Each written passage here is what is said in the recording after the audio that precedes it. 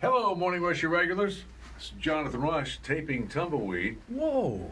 Video taping Mind blown. tomorrow's show today on the Morning Rush. There's Kelly Nash. Good morning.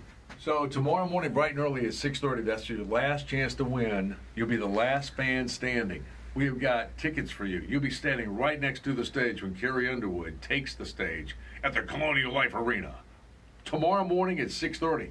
Now, you know your buddy Kelly over there is going to give you the answer now. I almost did like, what's his name? The Isaac, your bartender. Isaac, your bartender. We are going to put that on the Morning Rush blog, the answer to our nearly impossible trivia question. In the meantime, we've got other subjects we can talk about, including, Jonathan, you're a coffee lover. You like it black. I do like a lot of black coffee. Tumbleweed got me onto the sweet stuff a while back when the coffee butler got in here. And I've been trying that lately, but I always go back to the bold coffee or an espresso. I like an espresso shot. Mm-hmm. Tumbleweed, what's your favorite? I've been drinking bold and with an espresso. I like the sugar milk. It's just heated up. That's basically that. My coffee is sugar milk. Okay. I don't actually like the taste of the coffee. Oh, But people love coffee in America, right? And coffee shops are growing. So we have a new list because Sunday is, what are they calling Sunday again? International Coffee Day, not from International Houses of, remember those? did they still make that? I don't know. International House of Coffees? Yeah. International Coffees. Yeah. That's what it was. I don't remember. I don't think they're here. Maybe they are. I'm surprised I still see Folgers. I was saving those for my retirement years, that and cocaine. Because you don't want to do everything, young in life. You want to save something. So you're saving cocaine. Sally's got that to look forward to. And International House of Coffees or whatever. Yes. But in the International Coffee commercials, they always just sat around like with a blanket on and sip tea and they were by a sitting up in fireplace. the window seat Yeah. during the fall, and she was a hottie, and she had that Swiss mocha going. Mm-hmm. All right, well, I don't know what year you can start that, but it's got to be coming soon. Don't miss Okay. it. In the meantime, they've ranked America's cities for coffee. Believe it or not, no South Carolina city made the list for the top 100 cities Well, for we coffee. don't grow coffee here. No, not where you grow it, where you have the coffee shops. What is how many people actually go and actively seek out coffee? Those Do types we of things. actually grow coffee anywhere in this country? I don't think so. No. That was a trick question. Okay. Yes. Anyway, with that being said, number one is, despite the fact that you lose points for Starbucks, because Starbucks is not real coffee, Seattle, Washington still comes in at number one. I was going to say, we had a brand here we used called Seattle's Best Okay. Coffees. We used that for a while. Yeah. That's because the guy was a friend of L.J. Smith, our program director, Oh. and our vice president of programming for iHeart Columbia. The people of Seattle love their coffee. New York is number 2. San Francisco, number 3. It seems to be the big liberals towns. Portland, Oregon's at 4. Sounds like LA's cold at 5. towns. If All those you're- towns are cold all the time. Well, Atlanta came in at number 12. Okay, well, And that's not then cold. 54th in the country was Charlotte. That's the closest to us. Is the Okay. 54th. So have you ever gone to a city and just said, "Man, I love this town for its coffee"? Well, coffee here. Yeah. I drop back to Charlotte to get a cup of coffee. That's where you get a real cup of coffee. Charlotte. Yeah, I again, that's something I'm not into. Now, Okay. my wife is into chocolate, and we Yes. actually have gone to cities based on chocolate. Like Hershey, Pennsylvania? No, that's not to her chocolate. That's cheap chocolate. Yeah, she would never eat milk chocolate. She would. Oh. She would never even touch the stuff. She'd be disgusted. Spit on you. Peasants eat this. Exactly. What she likes is the very expensive, dark, handcrafted chocolate. I don't want to speak out of turn, but I believe her favorite one is a guy, I think his name is Toroni or something like that, and he owns 2 chocolate shops in Savannah. She loves that. He's a chocolatier. Her second favorite one would be one in New York City in Soho. Every time we're anywhere near New York, we have to drive into Soho and stop at that shop. The shop is not even as big as this little thing right here. It can only fit 3 customers at a time in the Right. store. But she found it, she loves it. So we've been all over on chocolate hunts. She needs to go to Gatlinburg. Don't they have a famous chocolatier in Gatlinburg? I don't know. But with that being said, Kit Kat, again, something she would poo-poo, Yes. has come out with what they're calling a luxury line of chocolate. Now, I'm already disgusted by what they're describing. This is a limited edition, 1,500 pounds they've made. That's it for the world. That's all. And you can get different flavors. One's called Eton Mess. I think that's named after like a private school. Okay. Eton. They've got Earl Grey. Isn't that a tea? They have whiskey and ginger. Those are the 3 flavors mentioned. They sell for $17 for an 8-stick bar.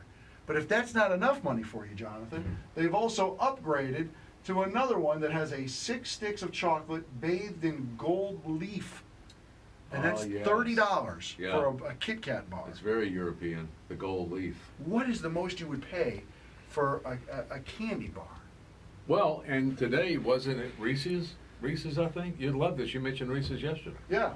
Reese's, if I remember correctly, this is not available in the U.S., only in the U.K. So Kelly will be flying to the U.K. I have to. Although Angela would not eat this because it's Reese's. That's common people's chocolate. Mm-hmm.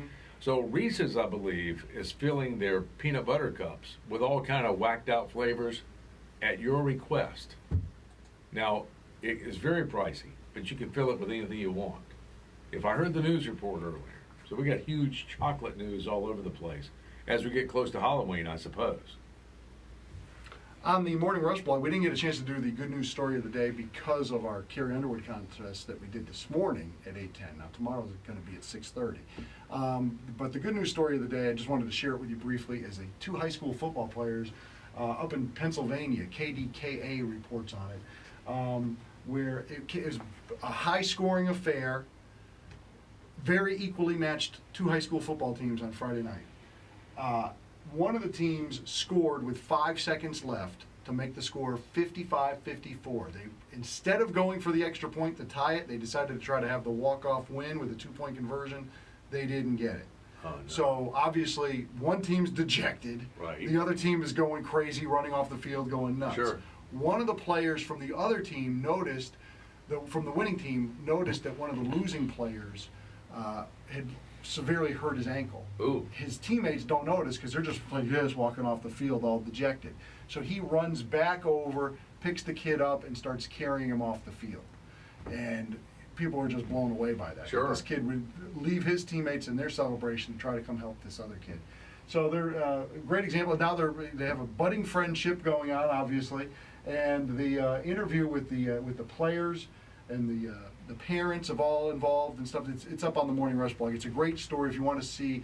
I like the kid who did it. His name's Cameron Russell. He's the one who came back over, and he said something to the extent of sportsmanship should be applied in all areas of life, not just in sports. You should never try to demean an opponent.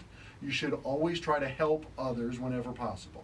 And this kid's a junior in high school, and he's putting a good life example for the rest of us. Yeah, again, out of the mouths of babes comes examples that seemingly we have a hard time finding from adults. But Good point. And our final story is also a football story.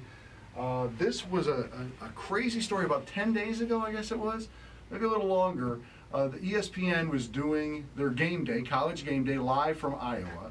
An Iowa State fan holds up a sign that says something like Carson's beer needs replenishing. Yeah, Busch Light supply Yeah. needs replenishing. Yeah. And then he put out his Venmo number or whatever, so people could actually send him money. He didn't think anybody would do anything, but he got like $1,000. Yeah. So when he got $1,000, he told somebody from the newspaper or whatever, look, I got $1,000. People are like, wow, that's amazing. He said, I'm going to donate all that to the Children's Hospital. There's a Children's Hospital that all the players and everybody wave to that can look down on the stadium. Well, with that being said, it went nuts. Anheuser-Busch said, this is great. This is great. Anheuser-Busch said, we will match every donation up to $350,000. Exactly. Well, he blew their donations away. He got over $1 million in donations. So Anheuser-Busch also last week said, we're going to we'll give you a year's supply of Busch Light beer, but it'll be a special can with your name on it, Carson. and your picture, Yeah. and it'll have Iowa Legend underneath it. Can you imagine how many beers they're going to sell or would have sold in Iowa just based off of this guy's photo because of the attention he brought and because of the goodwill for the Children's Hospital? Yeah, he's 24 years old, and he's been working as a security guard the last few years. Security guard company said, we'll take some time off, go to New York, promote the fact that you're trying to raise money. And Right. again, it got over $1 million. All of it's going to the Children's Hospital.